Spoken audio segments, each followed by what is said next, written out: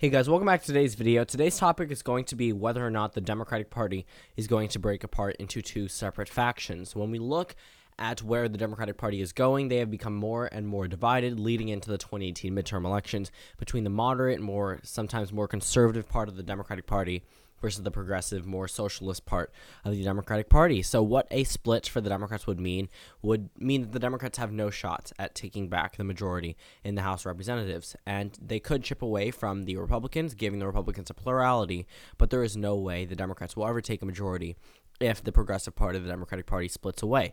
The main voting group of the Democratic Party is not the progressive part of the Democratic Party, which is also good for the Democrats, but they're not going to win any future elections without this progressive wing. Let's take a look at the congressional members that have currently associated themselves with the Progressive Caucus. There's a lot of seats on this map. I believe a total of 57. Let me go back here. 57 people in the progressive side of the Democratic Party. I guess the progressive wing, I think it's 57. I could be wrong about that. I know I saw a number earlier, but still there are a number of Democrats in the United States House of Representatives that identify themselves as a part of the progressive wing, and if they broke away from the Democratic Party, formed their own new party, let's say the Progressive Party, it would be the downfall for both of the political parties, not just the Democrats themselves.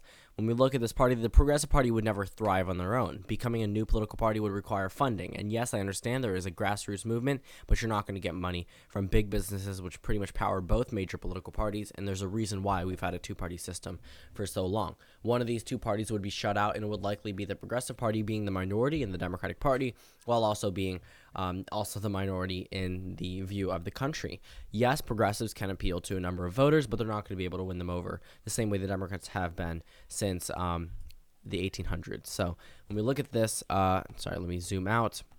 Let's go ahead back and look at 2016, the rise of progressivism in the Democratic Party. The progressive part of the Democratic Party had no real big impact in 2008, 2012, 2014 when deciding candidates, and then all of a sudden Bernie Sanders rolls around, starting off low, then gets his name out there, Joe Biden drops, and then all of a sudden he spikes up in polling. He didn't do too well nearing the end of the campaign season, but that was mainly because Hillary Clinton was already proclaimed the nominee.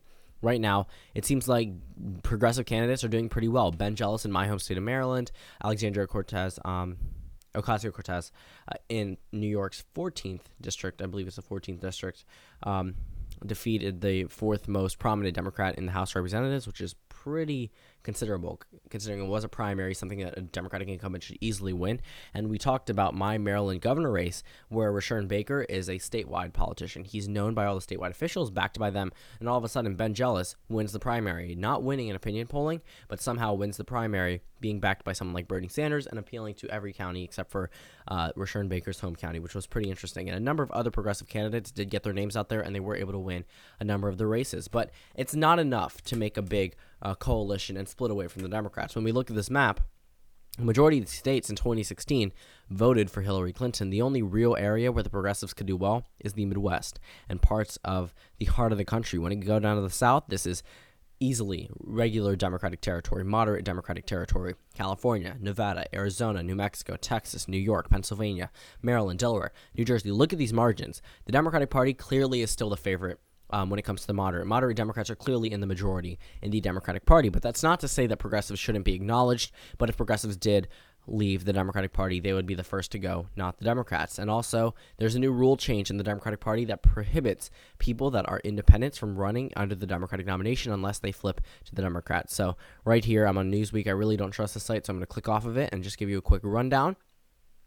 You must be a Democrat to run in the 2020 presidential election as a Democrat. That's the same exact thing that Bernie Sanders did back in 2016. He switched to the Democratic Party and ran under the Democratic Party, and then switched back to the Independent Party after he lost the nomination. So right now, it doesn't seem like the Democratic Party is heading towards a split. It just seems like there's a lot of infighting that could potentially derail a number of candidates that probably aren't going to win their elections on their own currently. And it's not good for the Democrats to have a lot of infighting in a year that should be theirs, and this is their year to lose. But some of these races with Democratic incumbents, if the Democrats aren't first to back their Democratic incumbents, such as Joe Manchin or a number of other Democrats, it doesn't look too well for them. But I'm not going to say at this point in time that I see the Democratic Party splitting apart from the Democrats into the Progressive and Democratic Party, but I do see future brawls between the two sides of the wings in the party that could definitely harm all candidates, not just Democratic or progressive ones. So right now, with the mild presence in the Democratic Party, it seems like the progressive part of the progressive wing should be taken very seriously, but they don't pose a real threat to Democrats unless they actually go away from the party themselves. Right now, they can be, and they are being suppressed by the elite Democrats, and so far it's not really working, but it seems like it's working. We'll find out in November whether or not it works or not, but until then, it just seems like moderate Democrats are still in the majority, and progressive Democrats are not dwindling, they are gaining in numbers, but they're being very much appeased. They're given some races where Democrats aren't really focusing funds on either because they're not focusing on safe Democratic districts, so that one wasn't.